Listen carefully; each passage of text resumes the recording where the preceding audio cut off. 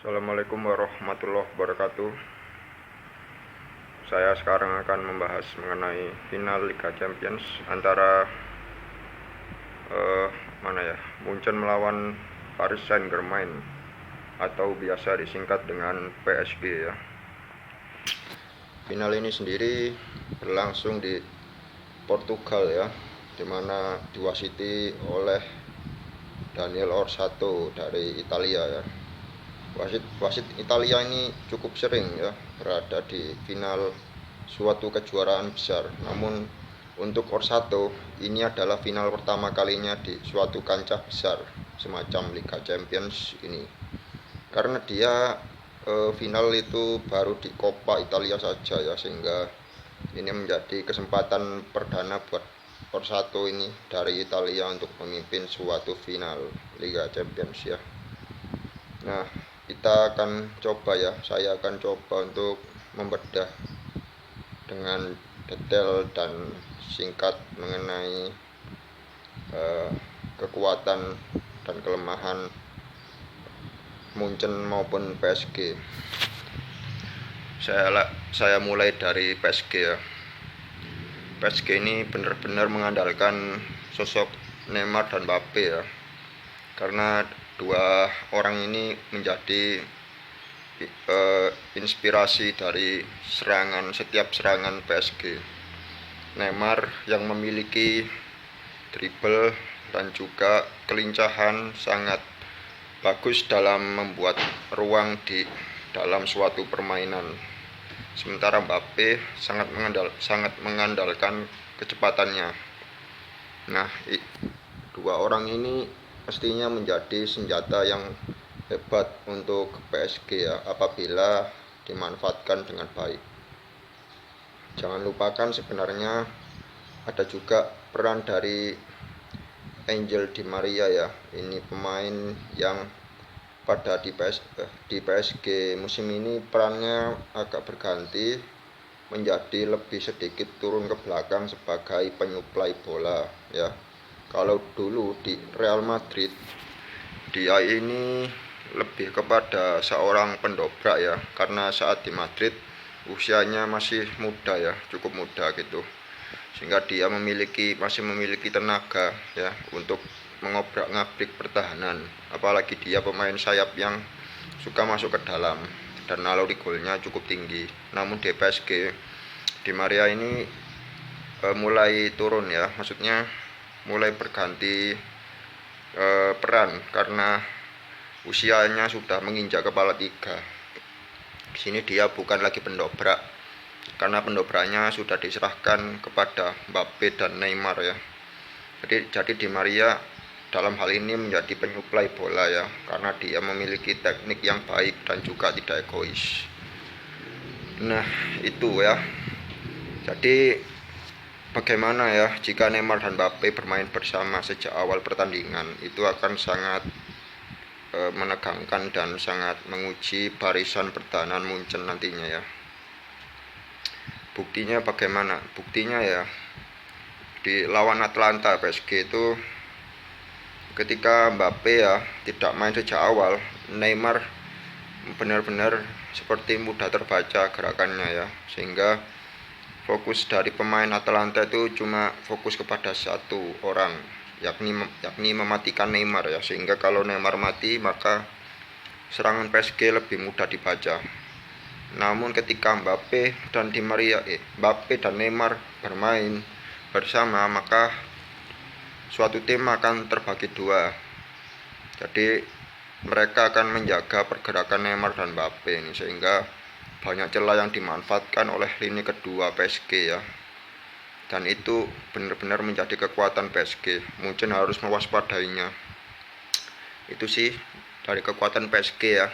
Jadi kuncinya kalau trio Di Maria, Mbappe, Neymar bermain bersama ini akan sangat menjadi suatu serangan yang membabi buta dari PSG ya. Apalagi tipe seperti PSG ini bukan tipe yang sangat sangat kuat untuk penguasaan bola. Mereka itu saya lihat lebih sering bermain bola itu dominan di sepertiga lawan ya, atau di di depan garis tengah ya. Nah di situ benar-benar Neymar yang mencoba mencari ruang ya bersama Di Maria, dan Mbappe bertugas untuk mengeksekusi dari tepi kotak penalti dengan kecepatannya ya. Nah ini sehingga PSG bukan tipe yang berlama-lama dengan bola ya. Jadi mereka ini mencoba seefektif mungkin untuk menyelesaikan peluang. Nah itu adalah kekuatan PSG ya. Apakah tiga pemain ini bermain bersama? Kita lihat nanti ya. Kemungkinan besar ya, karena ketiganya sudah teruji saat melawan Leipzig ya. Apalagi Di Maria ternyata benar-benar berfungsi karena mencetak gol dan memberi assist. Untuk sekarang saya beralih ke Munchen ya. Bayern Munchen sendiri gimana ya? Bayern Munchen itu lebih merata ya. Jadi nggak mengandalkan 1-2 pemain seperti PSG. Kalau ada yang bilang ini tim Lewandowski FC ya, menurut saya iya di musim lalu ya. Kalau di musim sekarang sejak ditangani Hansi Flick, ini Munchen mulai nggak Lewandowski FC, tapi semuanya merata ya. Jadi semua pemainnya benar-benar membagi bola dengan rata ya. Jadi etos kerjanya mulai terbagi merata gitu. Jadi kalau Lewandowski mati itu masih ada Müller ya yang bisa mencoba masuk ke kotak penalti.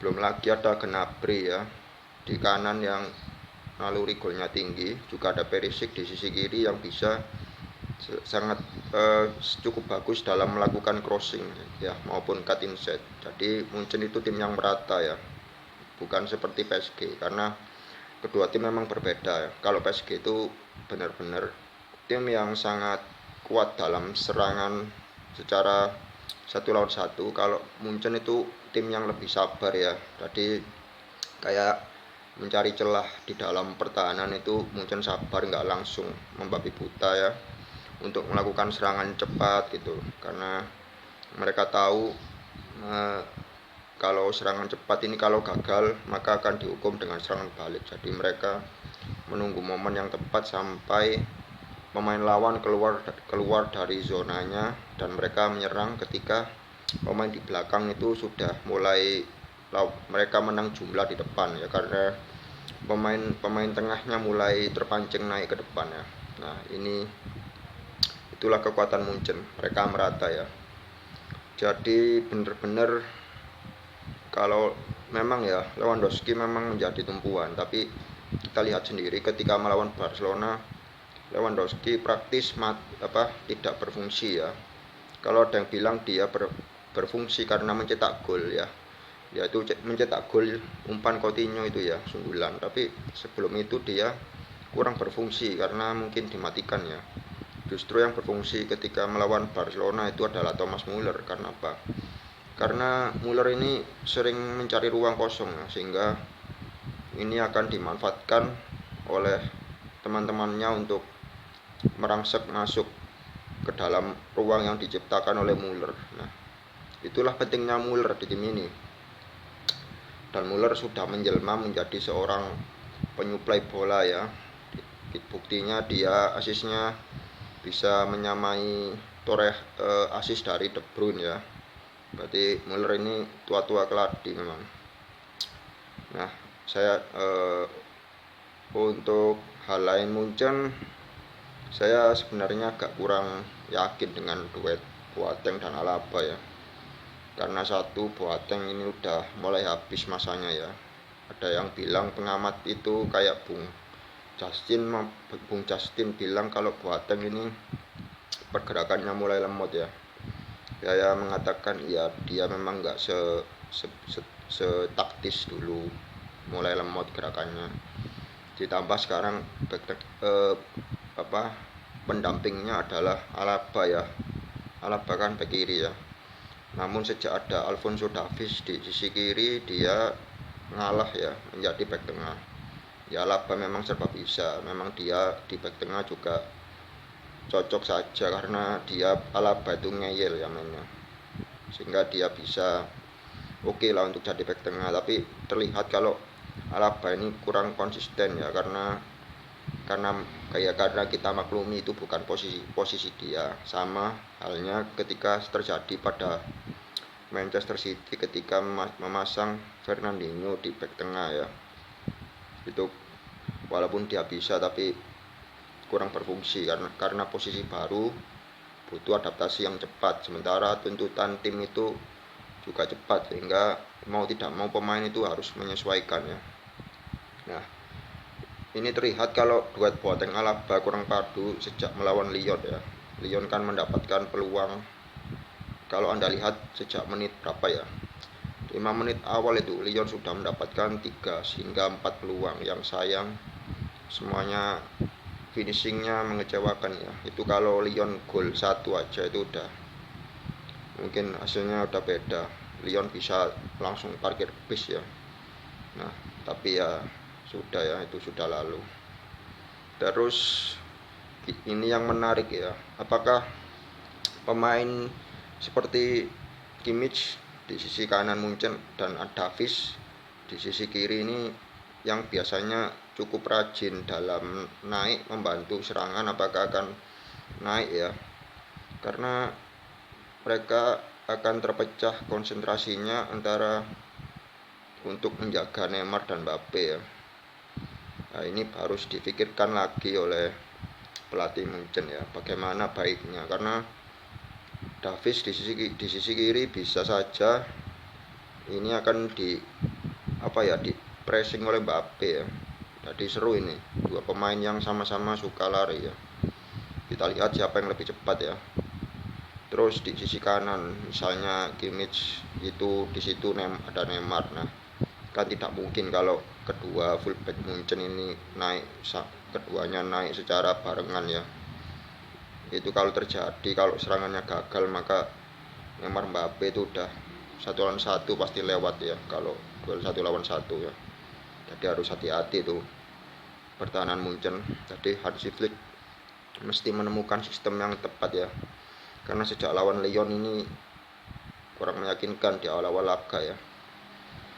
Tapi Munchen ini diuntungkan karena lini tengahnya itu ngeyel ya, dan juga staminanya panjang dan memiliki gelandang yang bisa mengatur tempo ya. Kayak di Munchen kan tengahnya ada Goretzka dan Thiago ya. Keduanya ini saling mengisi ya, dan perannya berbeda. Goretzka ini yang badannya kekar ya dan kakinya panjang, dia lebih kepada untuk mengalirkan bola di tengah lapangan ya kepada Müller ataupun dua pemain sayap ya. Dan Goretzka bisa sesekali muncul ya untuk membantu apabila Lewandowski atau Müller juga sedang buntu. Di sini juga peran Thiago sangat besar ya. Dia dan Goretzka ini sama-sama mencoba untuk membentengi ketika Kimmich dan Davies ya, fullback Munchen ini naik. Ketika naik, mereka berdua mencoba turun ke dalam supaya mengcover area yang ditinggalkan Kimmich dan Davies ya. Thiago ya, ini mantan pemainnya Barcelona ya. Ini di Munchen, wah keren mainnya, taktis sekali ya, tidak neko-neko dan benar-benar membagi bola itu dengan tepat ya. Saya rasa Barcelona pasti menyesal ya, masa pemain setaktis ini juga memiliki DNA Barcelona malah dilepas ke Munchen ini. Bingung saya. Ini pemain bagus ya, walaupun sudah tua ya. Nah ini Thiago yang membagi bola sehingga dia juga mengatur tempo Munchen, sehingga Munchen terlihat walaupun memiliki back sayap yang agresif naik ya, tapi walaupun gitu Thiago dan Goretzka mengatur tengahnya ini baik, sehingga lini depannya itu leluasa dan tidak takut untuk terkena serangan balik gitu. Nah itu ya, jadi kuncinya ini Munchen lemah di back tengah ya. Dan Munchen ini kunci lainnya adalah pemainnya merata ya, semua bisa mengalirkan bola. Jadi di sini PSG jangan sampai melakukan penjagaan yang terlalu ketat. mereka harusnya melakukan zona marking ya, karena kalau dengan zona ini mesti pemain Munchen itu nggak akan bisa menciptakan banyak ruang gitu. Sementara dari PSG ini harus memanfaatkan Neymar dan Mbappe ya. Kita lihat ya, apakah pelatih Munchen memiliki taktik untuk mematikan Neymar dan Mbappe ya. Dan apakah Di Maria ya sebagai penyuplai bola ini juga berfungsi pada laga ini, karena saya prediksi Di Maria akan coba dijaga oleh Thiago atau Goretzka ya, karena mereka tahu kalau Di Maria ini yang menjadi penyuplai bola ya. Kan kalau penyuplai bolanya dimatikan, mestinya Neymar Mbappe itu mesti salah satunya turun ya untuk menjemput bola. Nah, kalau itu terjadi, maka serangannya ya sudah sedikit demi sedikit bisa dimatikan ya. Nah, itu sih ya yang hal yang menarik yang bisa saya bahas di sore ini ya. Apalagi ya, itu sepertinya sudah semua. Nah, oh ya, saya sedikit menyinggung soal wasit ya. Saya harap semuanya menghormati keputusannya wasit ya, karena wasit ini adalah sebagai seorang pengadil yang tentu bersikap adil ya, dan memiliki aturan sehingga tidak boleh dilanggar. Jadi harus menghormati ya. Kalau mau kontroversi itu mending kalian bahas VAR ya. Itu VAR itu standarnya nggak jelas, beda dengan wasit. Standar wasit jelas pakai buku peraturan. Kalau VAR standarnya nggak jelas, kita pun nggak tahu itu videonya tayang ulangnya kenapa kok ditayang ulang ya. Siapa tahu itu rekayasa misalnya ya. Itu sih, sekian dari saya. Assalamualaikum warahmatullahi wabarakatuh.